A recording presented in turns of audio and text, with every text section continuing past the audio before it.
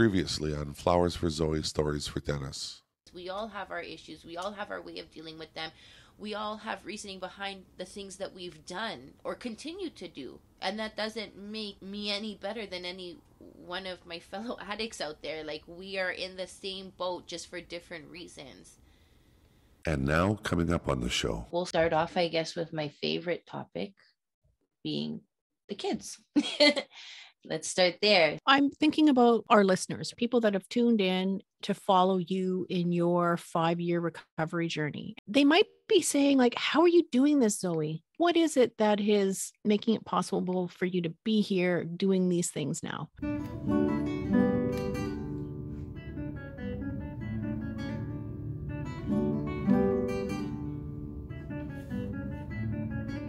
On today's podcast, a Zoe's Recovery Diary, Zoe talks about big life plans. If anything on today's show triggers you, please reach out and talk to somebody. If you like what you hear, please share the link with others.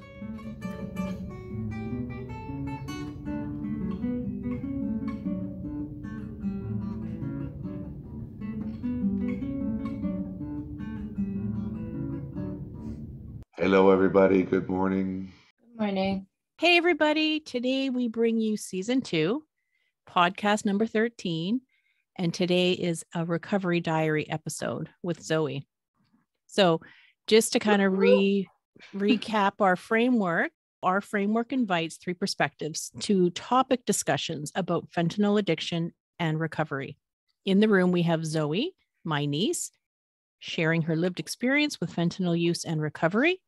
In the room, we have Daniel, my brother, sharing lived experience with family, peer support. And my name is Laura, and I'm a registered clinical counselor working in the field of mental health and substance use.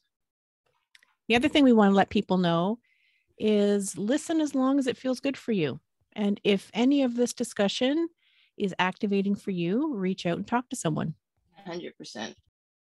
Today we get to check in with you, Zoe, and see how you're doing. And this is the episode where, we get to hear about how your week has been, how things are going in general.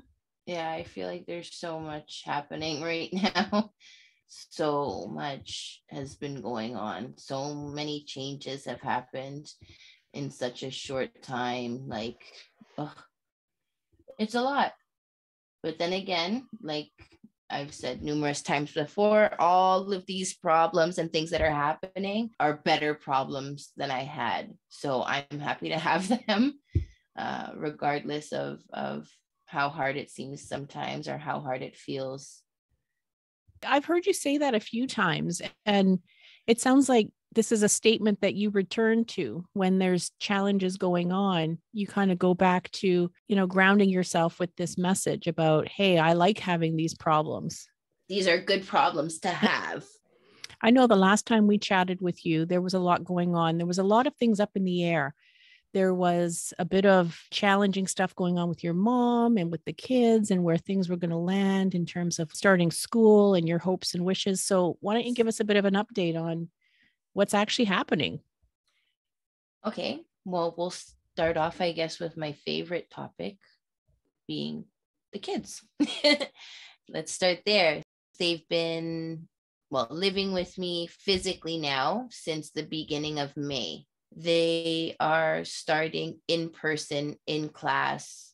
Me and my mom talked. It took a long time to get to this point, but we spoke after numerous tries of getting to like on the same level of dealing with things when it comes to the kids. She finally agreed to give back custody of the kids and let them register for school here in Brampton with me. We haven't signed the papers yet. She's supposed to be coming tonight so that we could take the kids into school tomorrow and register them together. And with that, I also printed out the papers that we needed to get them signed so that we can file them with the family court's office and finally have custody back of my kids after 6 years of not having them in my care. They'll be back in my care hopefully by the end of next week completely. Wow. Just wow. Do you feel a bit more settled just thinking about it? On one hand, I do feel a little bit more settled. Like I know what's happening. I know what's gonna happen within the next little while. So it's a good feeling. But then on the other hand, I'm like, holy shit, this is happening. I need to kick my ass into gear and really start getting more shit done. Whereas before I was like, my mom's not gonna give back custody yet. Like there's time to do this, this, and this. And wanting it so bad to now getting it and being like, fuck, I got to get shit done. I got to get their beds. I got to get their room set up. I need this stuff to get going. Like there's no time to sit there and wait anymore because it's happening. She's signing the papers. We're agreeing that the kids should be back with me. Her trust is built with me to the point where she believes that I can take care of them, and I'm good. You've been working on this for a long time. And I think about those early days when it was just about seeing the kids, just about, reconnecting with them and being able to parent them and be their mom in their life, right? And getting as much out of it as I possibly could at that moment. And now I'm literally getting, I have my cake and I can eat it too, basically, right? It's a good feeling. My kids are so fucking happy. I let my mom tell them, like we told them what was going to happen as a family, and they were just, all she could do was she just looked at my mom and she's like, for real? Like, and then she looked at me like, mom, is she serious? Like, is she letting us come back now for good? And I'm like, yeah. And it was just so nice. Like, they're so happy. We're all just so happy that it's finally happening. And like you said, like I can see how this is happening. And now suddenly there's a whole new set of things to think about. Yes. Right. And it kind of invites you back into that rush of like, oh, I got to get the beds. I got to get their rooms. There's a lot to do. Almost like I'm nesting all over again. So I was nesting because I got them here to visit and they were staying with me physically here and there. And it was summertime, and like I was gaining their trust back, and I was, building my relationship back with them and my mom. So I was nesting. I was getting everything ready for them to be visiting and for them to be here sometimes. Now I feel like I'm going to start nesting all over again, where I'm going to be momzilla, like, and try and get all of this shit done so that they're comfortable and they're happy. Since they've been with my mom, it's my mom's room that they sleep in. Being here right now, it's my room that they sleep in or stay in. I want them to have their own. I want them to walk in and not have my shit on the table or, my pillows on the bed. Like, I want them to walk in and for them to know that everything in this room is theirs. It's not somebody else's room where they're just staying. I want them to feel that it's theirs. Everything here is theirs. The beds are theirs. The armoire is theirs. The vanity set is theirs. The clothes that are in there are theirs. I want them to have a place to go where it's just theirs and they're comfortable. They haven't had that in so long, and I want them to have that back. You've got this clear vision of what it's going to look like when you pull all these things together. Yes. So these are your new set of goals. Like, this is what you guys are working on. And I want to also bring us back to that earlier episode that we did on feeling all the feels. You likely have a lot of big feelings about this whole transition. It's a slippery slope. Yeah. In what way? So say something about that. What is there anything that you're worried about? I don't really, not really. I mean, I know I have the best family in the world. I have so much support. There's so much love within our family. If I needed even just a day to myself, I know that I would be supported. Physically, I'm doing everything already as I would be having custody. I think the biggest thing is just mentally knowing that I am going to 100% have them back on paper, off of paper. Like, I am primary. I make the rules once again for my kids. You know, I just set the rules. I set the bar. And as good Well, as that feels, I think a little bit of me is scared because when problems hit, I'm still the one who has to set the bar now, right? It's not my mom doing it. Sure, I can call my mom for advice or for help, but like, if one of them gets hurt, or if, an allergy happens, or, these doctor's appointment of all these big life choices, like, I am that primary person that has to make those big choices for other people, meaning my kids, right? I'm no longer just making choices for myself. I'm back making choices as a mom for two other little human beings. Like, so that's a little bit intimidating to me. I know that it's not just black and white. Like, there's no right and wrong. Like, there's so many different ways of handling different situations. But still, being a parent, you always want to make the best choice. So it's intimidating to be on the top of the pyramid, making all of those drastic life changing choices for another human. Yeah, it sure is. I mean, God, being a parent is, One of the best feelings, but one of the worst fucking feelings. I think this fear, it's not a fear, it's just an anticipation, it sounds like. I think it goes away very Yeah, fast. Very fast. Yeah. I hope You're so. not, you're not one, no, Zoe, you're not one to, I'm surprised. I am a little bit surprised that you're second guessing yourself. You're not usually one to second guess yourself like this. That's why I think it goes away. You're such an awesome mom. Thank you. I never want to make the wrong choice for them, right? Oh, you will, but they'll be fine. It's like, what was that discussion we had the other day? Oh, it was actually about the rooms. You said you really want them to have their own room so they can experience that and have their own space. They're at a certain age where they really do need their own space, right? But at the same time, it's not bad for kids to share a room. I don't think it's a bad thing. I just feel like I don't want, how do I put it? Like I said, the last time they had their own room was in Barrie, and even then they were still young, you know.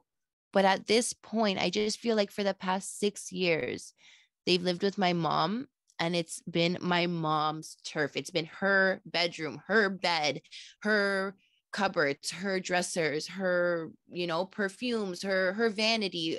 It's been her stuff, and my kids, it was almost like they were just borrowing it. They were just using it. Being here now, it's my bedroom with my bed, like, it's just my stuff, and it almost feels like they're just using it. They're just borrowing what's mine, and I don't want them to feel like that. I want them, as little women, little girls that are growing up, I want them to know that they're not, they have a place. They have their place, they have their spot. It's not borrowed time, it's not borrowed stuff, it's not a sometimes thing. I want them to feel stable. I want them to have stability. I want them to know that where they are is where they're going to stay. Your two kids are so lucky that they have you. It's going to be so enjoyable to watch what you do, over these next 6 months. Yeah. Yeah. That'll be a big part of this fall, is creating a space for each of them where they have Yes. privacy, where they get to call their room their room. They get to close the door and know that that's their space and that they belong there. That Yeah. this is their home and you're all united and together. Yeah, let's just like celebrate that. Yes. Yeah, Yeah. and to contrast a bit, I mean, let's go back 8 to 10 months ago. Your kids were always on your mind. Part of me thought my relationship with them would never be the same ever again. Like I would never get that 100% comfort and stability and reliability, right? I would Yeah. never get that intense relationship back with them. It's one thing seeing your kids, but it's a completely different thing to have a bond with them. And my biggest fear, like I said, was that I would never have that bond with them ever again. And now that fear is completely gone. Oh, I have no fear in that whatsoever at all. I wanted to check in with how you're doing with recovery, like how you're doing as a person. I know there's lots of components to your life, and there's the kids, and they take up a big chunk of things right now. And of course they do, right? But how are you doing as a person in the world? I think I'm doing okay. I mean, um, yeah, I'm doing all right. The kids are gonna start school, so I've decided that uh, instead of constantly thinking about my own education and what I want to do, I came to the choice that I'm going to stick with medical aesthetics as of right now.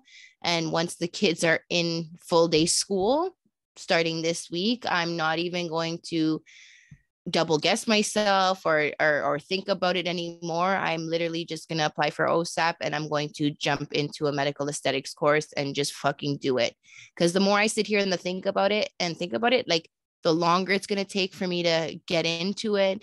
The more questions I'm gonna have in the back of my head. Is this what I should do? Maybe I should do something else. And I don't want those thoughts anymore. I just want to do it. Like I love doing stuff like that. I'm very interested in it. And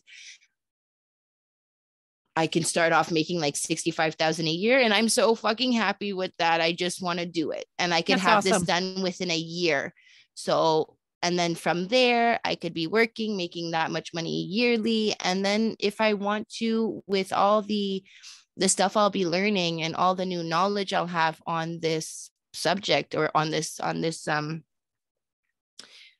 job, I mean, I could eventually open up my own salon doing medical aesthetics and Mm-hmm. and I all I have to do is just further my knowledge on it, take little courses for microblading, little courses for like just I just all I can do right now is do it and then up my learning in that field. And I feel like it's something I'm interested in. It's something that attracts me mentally. Like I'm into it a lot. So I'm just going to do it.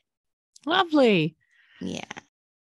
I have another question because I'm thinking about our listeners, right? People that have tuned in to follow you in your 5-year recovery journey. Like we're talking about a lot of positive things, and there must be people out there that are asking, like, okay, fentanyl addiction and recovery. They might be saying, like, how are you doing this, Zoe? How are you able to get to this place in your life when back then it was such a struggle and it shut everything down? And now you're moving into this new chapter of your life and things are really turning around. Like, what would you say to people? Because I know you've talked a lot about it's worth the fight. So, like, what is it that is making it possible for you to be here doing these things now? I am just determined to have better, to do better than I did yesterday, to do better than, I've been doing for the past however many years that I've been struggling with this. And, you know, some of it, I guess, has to do with the fact that I'm not old, don't get me wrong, but, I'm going to be 30 in a couple of years, And when I look at my peers that I grew up with, like people that I had in my life, when before I had kids, when I was pregnant with my kids, I see what they're doing. And most of them have careers, most of them are buying houses, they're getting married, they're doing all of these crazy things that people do. I feel like I wasted years of my life, and I don't want to waste any more years. I want to, I want to have goals and I want to work towards them. I eventually want to own a home. And in order to do that, I need to make the appropriate steps. And those steps are to get an education in something that I love doing and get a career that, when the time comes, because like I've said it before, I'm not done having babies. I do want more babies eventually. Like I said previously, I was destined to be a mom. I knew I wanted to be a mom from early, and I'm not done having babies, but I'm also not in a position right now to have more. So I'm working my way up the ladder to get to a place where I am stable enough to have more babies. And, once I reach my career level, I'll be able to, take time off with maternity leave and be able to still have my career. I'd be able to still come back to my career. It's not like just a regular job where, they come, they go. If I had a baby, I'd be leaving and probably maybe not going back. Like I want to have stability in my life. I want to secure my career, my life, my home. Like I want all of these things. And I just look at it like each step I'm taking, no matter what it has to do with, whether it has to do with my kids, coming down on my medication, every step in my life that I'm taking right now is one step closer to everything that I want. I'm not taking any steps back anymore. Every step, no matter what it has to do with in my life right now, I'm literally taking one more step closer to what I want in life, whether it be, like I said, my house, my job, having more babies, being stable. Like I am taking that one step closer every day.